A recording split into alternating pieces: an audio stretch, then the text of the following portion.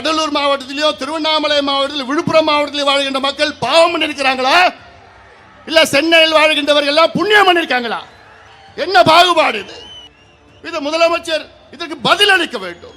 இன்னொன்னு வாரணம் போய் சேர்களே, திமுக அரசால் தான் இங்க வெள்ளமே வந்தது. தென்பெண்ணையில விடிய கால 2:30 மணிக்கு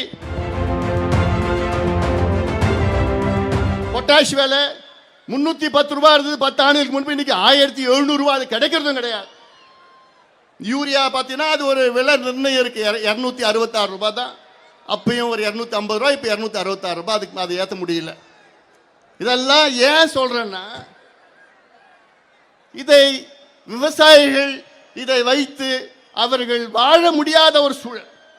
அதை பற்றி முதலமைச்சர் ஸ்டாலின் அவர்களுக்கோ சரி, அவர்கள் சுத்தி இருக்கின்ற அமைச்சர் பெருமக்களுக்கோ சரி, ஆட்சியாளருக்கு எந்த கவலையும் எந்த அக்கறையும் கிடையாது. இதில் வெயில் அதிகம், வறட்சி வந்துச்சுன்னா மழை, வெள்ளம். இப்போ சமீபத்தில் வெள்ளம் வந்தது.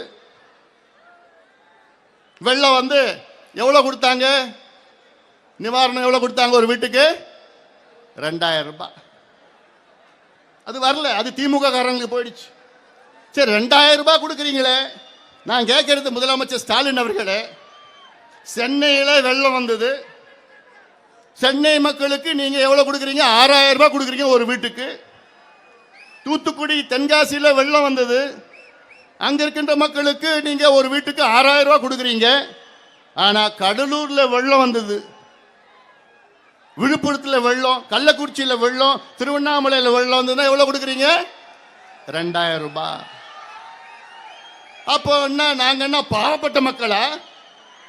கடலூர் மாவட்டத்திலேயோ திருவண்ணாமலை மாவட்டத்தில் விழுப்புரம் மாவட்டத்தில் வாழ்கின்ற மக்கள் பாவம் பண்ணிருக்கிறாங்களா இல்ல சென்னையில் வாழ்கின்றவர்கள் எல்லாம் புண்ணியம் பண்ணிருக்காங்களா?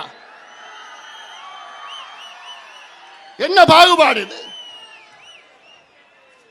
இது முதலமைச்சர் இதற்கு பதில் அளிக்க வேண்டும்.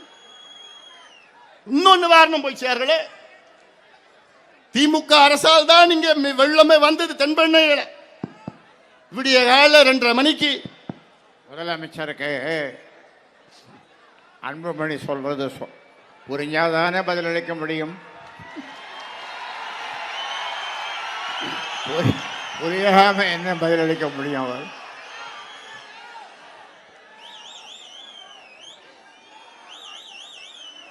சாத்தனூர் அணையை காலையில் 2:30 மணிக்கு எந்த அறிவிப்பும் இல்லை, டேம் திறந்து விட்டுட்டாங்க. சரி, நான் கேட்குறேன், புயல் வந்துடுச்சு. புயல் வருவதற்கு முன்பாக சாத்தனூர் அணை 118 அடி தண்ணி இருக்கு. மொத்தம் கொள்ளளவு 119 அடி.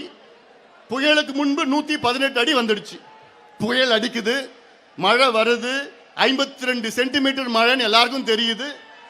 தண்ணி சாத்தனூர் அணைக்கு மேலே உள்ள நீர்பிடிப்பு பகுதியெல்லாம் அவ்வளோ வெள்ளம், ஊத்தங்கரையில் 52 சென்டிமீட்டர் பெய்யுதுன்னு தெரியுது.